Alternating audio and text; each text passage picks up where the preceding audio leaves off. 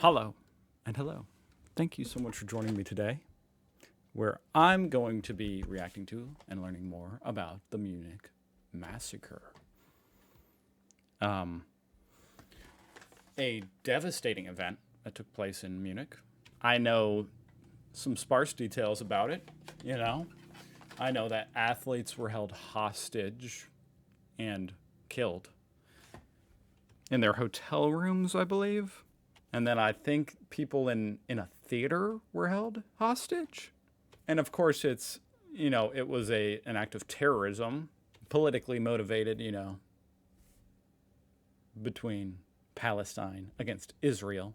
With that said, I do want to say, do not get confused or misconstrue this as having anything to do with being a political statement or anything. It's not. That wasn't any kind of motivation for this.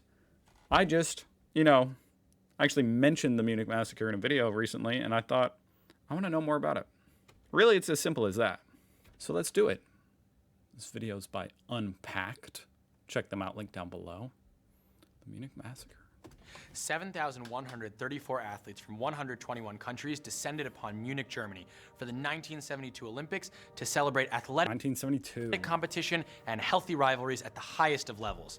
The competition was going swimmingly when, no pun intended, Mark Spitz, the Jewish-American swimmer, won 7 gold medals in a dazzling display of greatness. 7? Olga Korbut, known as the Sparrow from Minsk, mesmerized the gymnastics world with 4 medals, and the USSR outlasted the Americans 50-49 in what is still considered one of the most contentious ends to a basketball game in sports history. Oh man, yeah, what a time to be alive to watch that, huh?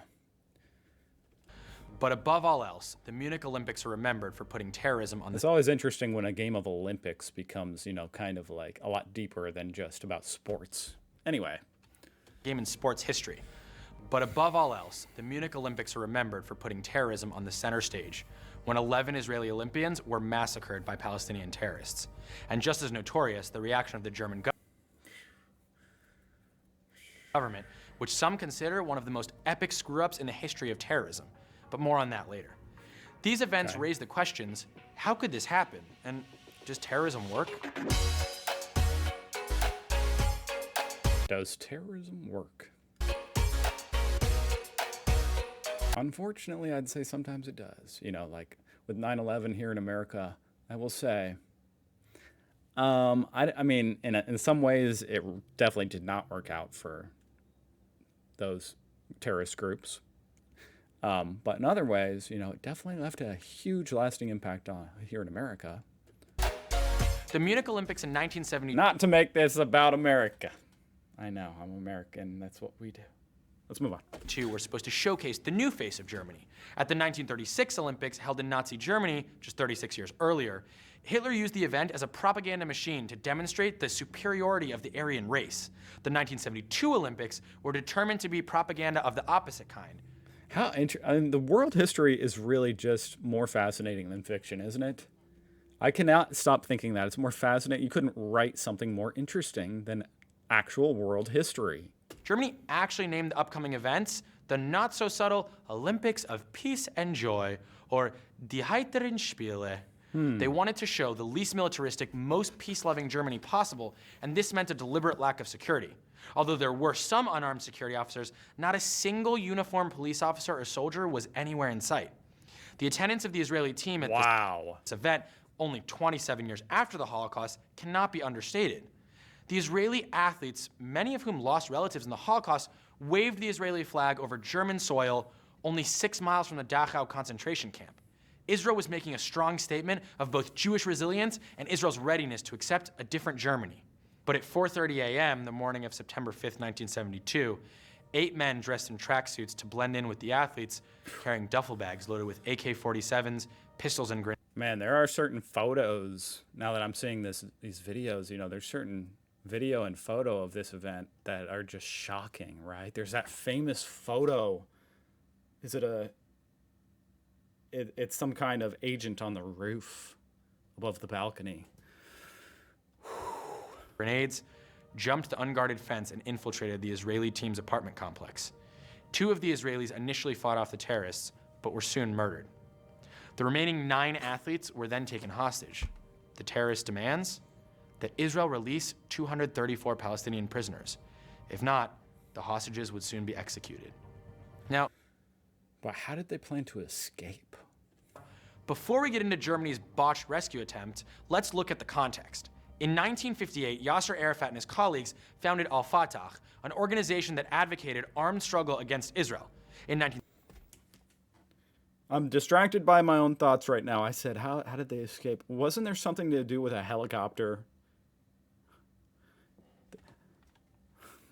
1964, they established the PLO, or the Palestinian Liberation Organization, with the goal of destroying Israel completely. The PLO and its affiliate PFLP, or the Popular Front for the Liberation of Palestine. By the way, I can't help but say, I don't even, I'm sure there's people out there saying, this is biased or something. I don't know. I'm really not listening to this for any political information. I want to know the events that happened, and I hope that this is accurate. No, I don't know. Palestine began an international. That kind of honestly represents how I feel about the entire internet these days. I have no idea what's true or false, especially with contentious subjects. Terror campaign of plane hijackings and bombings. Now, at the time, the PLO headquarters were located in Jordan, where at the time, 2/3 of the population was actually Palestinian. But Jordan's King Hussein was not really a fan of the PLO, and in a period infamously known as Black September, Jordan killed up to 15,000 Palestinian fighters and civilians. Wow. Soon, Al-Fatah members founded a splinter cell and named themselves Black September after this atrocious massacre. Their most notorious attack was the Munich Olympic Massacre, which the plot's mastermind Abu Daoud said had been approved by Yasser Arafat. And now, back to the Olympics. After learning of the attack, Avery Brundage, then president of the Olympics Committee, declared that the games must go on. And in typical German precision, the first athletic event of the day occurred at exactly 8:15 a.m. as 2 Israelis lay dead and 9 Israelis were held hostage. Whoa.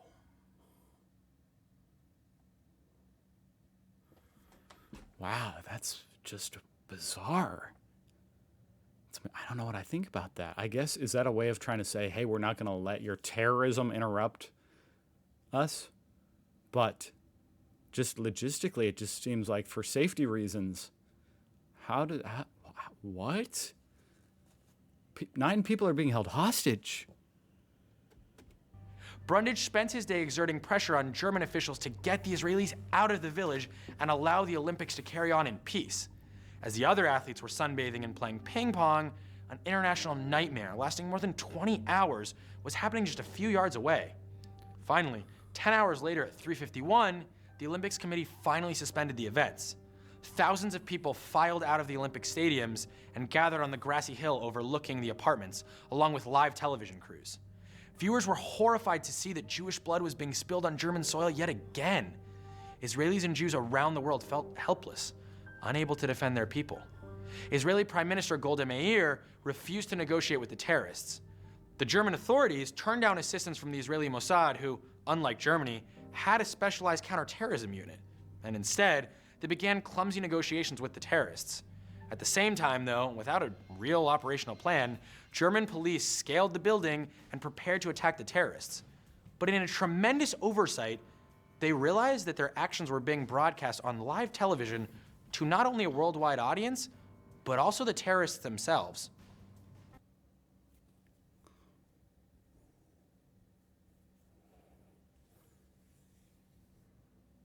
What? Later, the terrorists made a new demand that they and the hostages be flown to Egypt. The German... That's just, wow. Wow. Feels like a different time, people forgot they were being videoed and that the hostage takers could be watching.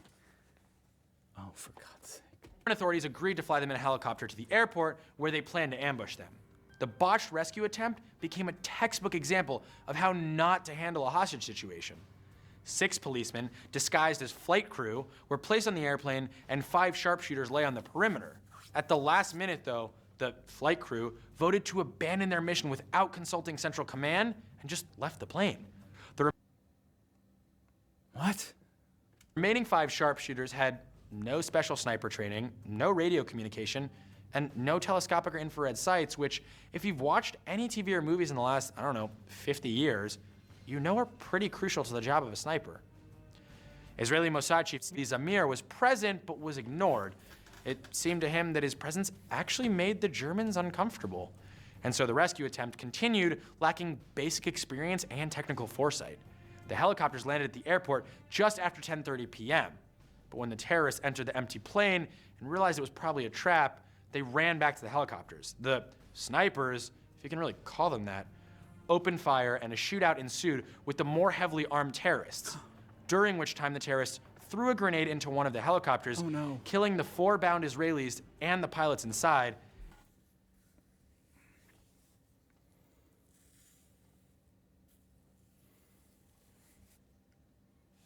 Jesus.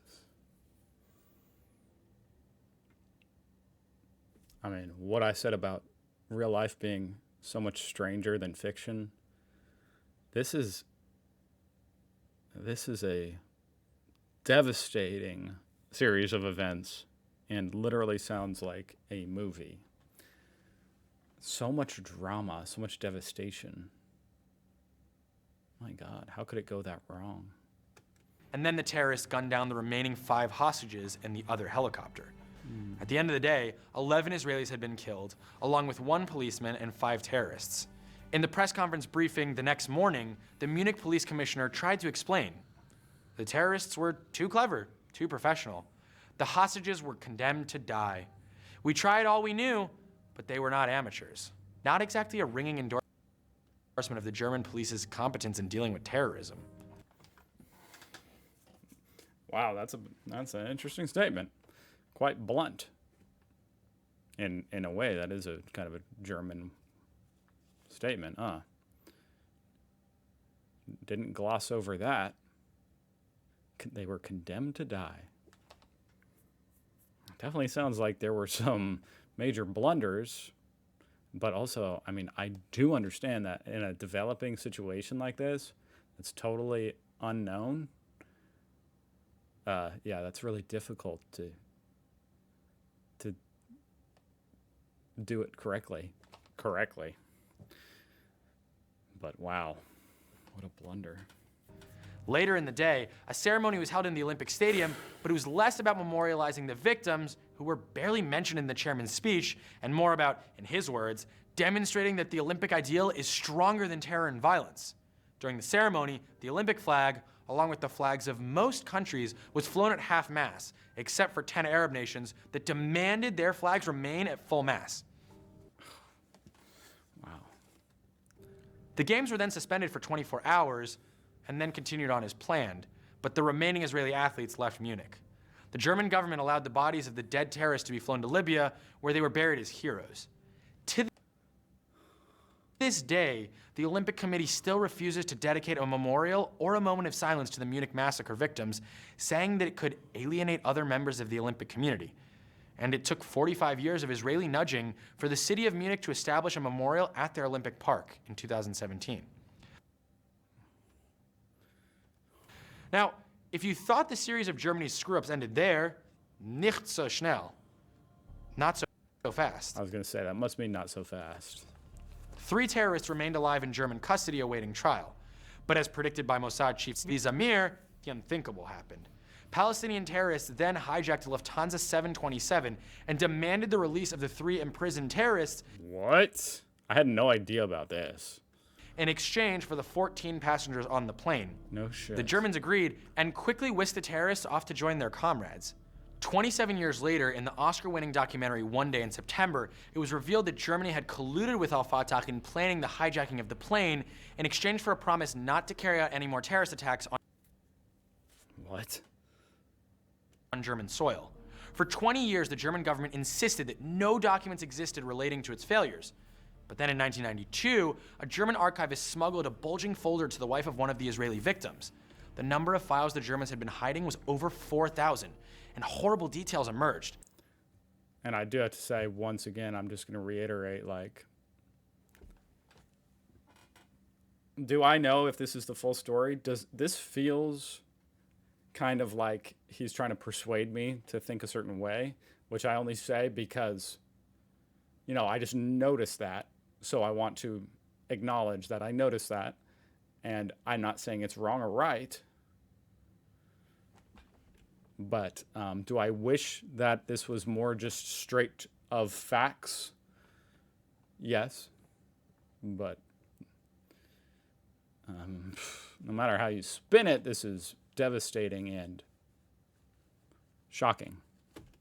That the athletes had been brutalized until their bones snapped, and that one of the Israeli victims was castrated in front of his teammates. The massacre of Jews in Germany left a deep scar on Israeli society. Once again, Jews had been forced to watch the murder of their own without the ability to intervene. So within days, Israel unleashed Operation Wrath of God. The objective?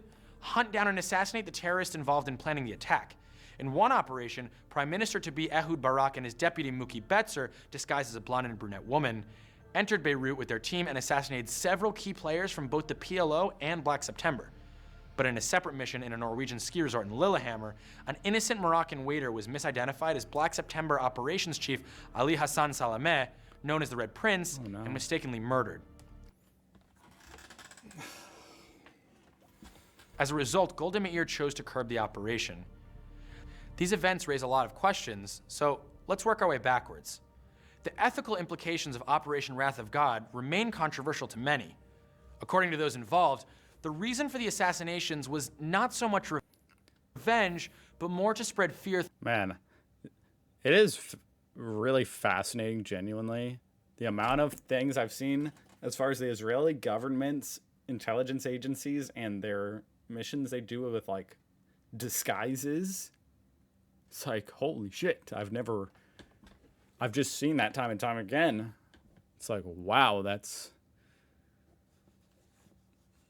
remarkable. Throughout the PLO as a method of preventing future terrorist attacks. But should terrorists be entitled to due process? If terrorists operate outside the rules of war by targeting civilians, then do we still have an obligation to treat them within the rule of law? I mean, you have to make sure you have the right person. We also have to ask the difficult question, which is a large part of what due process it tries to do. Does terrorism work? In the case of Munich, the answer seems to be unequivocally yes. Munich was a watershed moment for terrorism, with the Olympics providing an internationally televised audience. The whole world suddenly became aware of the Palestinian cause. Years later, one of the only surviving terrorists looked back on 1972 with pride, saying it helped the Palestinian cause enormously. Before Munich, the world had no idea about our struggle. But on that day, the word Palestine was repeated all over the world. And it's true, the Palestinian plight did become known to the world. In fact, only 2 years after the massacre, Yasser Arafat, who endorsed the attacks, was received at the UN. It seems clear that up until now, terrorism is effective. But this begs the question, how should we, as a society, respond? Damn. Oh my God. I have all sorts of, my two main thoughts about that is, wow, that's the most insane, devastating story, like, maybe I've ever heard. The second thought is, man, I know that these subjects, and I knew that going into it, that's why I said it at the top of the reaction, this isn't meant to be political, but yeah, like it has that angle to it. So I apologize for that fact. I just want to know, I'm just interested in the history that has happened in Germany. I hope that makes sense. How did Germans feel about this is what I want to know. Is like, do Germans consider this a major screw up?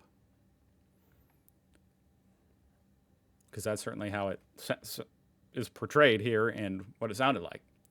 Like the government response to this was a fail.